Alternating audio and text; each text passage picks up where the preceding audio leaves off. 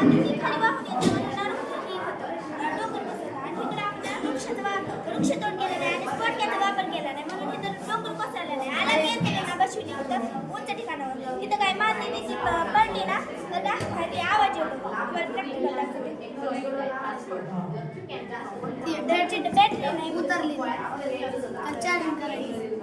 गावातील सर्वात उंच आहे ही आणि ह्याच्यावर जर काही पडलं तर आवाज येतो आणि खालच्या गावाला लोक सावध होतात आणि दूर जातात. पाऊस आल्यावर पण आपत्ती व्यवस्थापन आहे.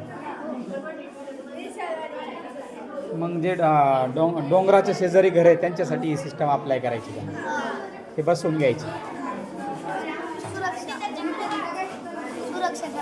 सुरक्षा व्हेरी गुड.